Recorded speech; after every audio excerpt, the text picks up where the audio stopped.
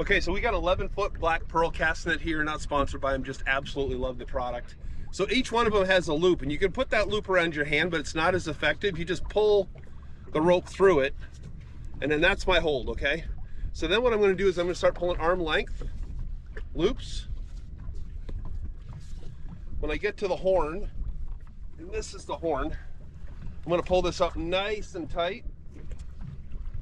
And then I got the horn will drape over. And now I'm gonna put, because this is 11, you're gonna need a couple of loads on it. I'm gonna put a loop in my hand with it open. And then I'm gonna put a second loop. You want this about hip height.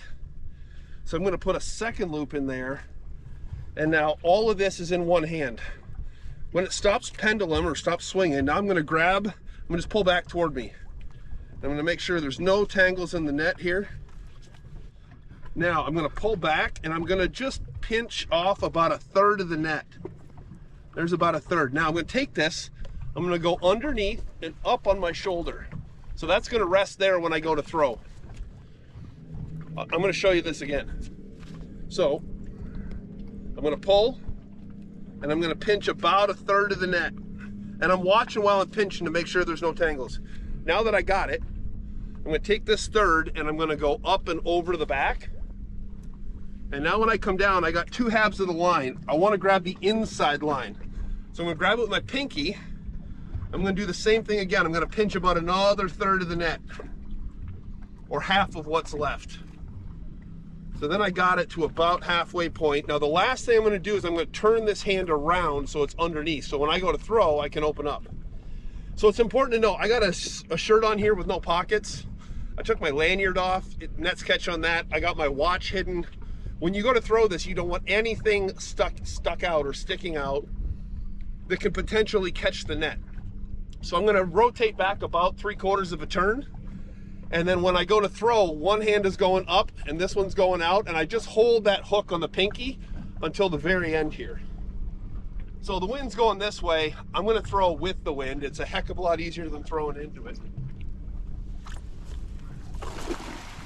And so you saw when that went out, I just let my pinky hand down close here. It's the very last part to go. The rest of the net cascades it out, and then when I drop that one down, it runs in. Now I got the line tight, and you got a nice big pancake on the bottom. I'm just gonna pull gently like this, and what it's gonna do is it's gonna purse in the net slowly so that I got a bag on the bottom with all those weights. And when you got a bunch of bait, like you're gonna see here in a second, you start to see the bait swimming like crazy inside the bag as the bottom of that purse gets tighter and tighter and tighter. Then you're gonna see more and more bait coming through. Now when I got the whole thing together, now I'm gonna start pulling up.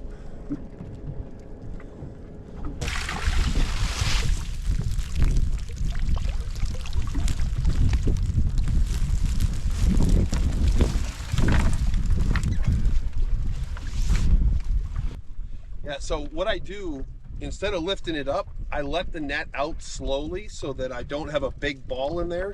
And now when you pull the net up just at the end, it's a lot easier to beat them out instead of having to pull through all that net, because the weight of the net will sometimes crush the bait if you're not careful.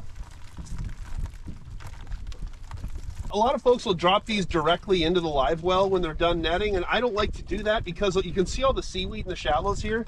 That ends up clogging up your recirculating pump and your live well, and I would just rather get all that seaweed out of there and just put bait in a live well.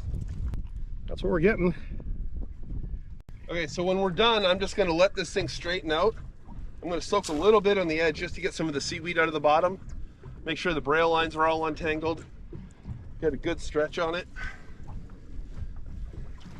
And then it's gonna go back into the basket and up in the hold. So now I got most of my weeds out. I just roll this into the net, and then when I get back to the dock, what I'm gonna end up doing here is I'm gonna rinse this off with fresh water really well, and then hang it for a couple hours to dry out. These nylon nets will break down with UV over time and with salt water and any algae.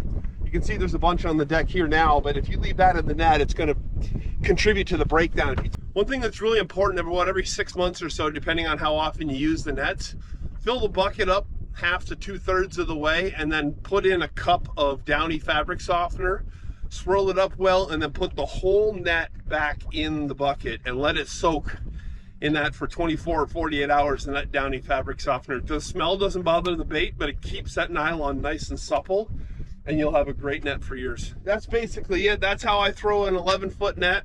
I started out with a 6-footer, then I moved to an 8. Never thought I'd be able to handle an 11-foot, and it's practice.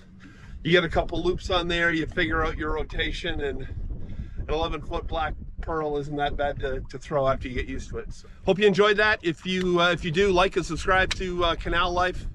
Dave and I are having some fun out here, and it's always good to get lots of comments or questions down in the notes below if you have questions on how we're doing that. So I think we're pretty set now. We got enough bait for the day.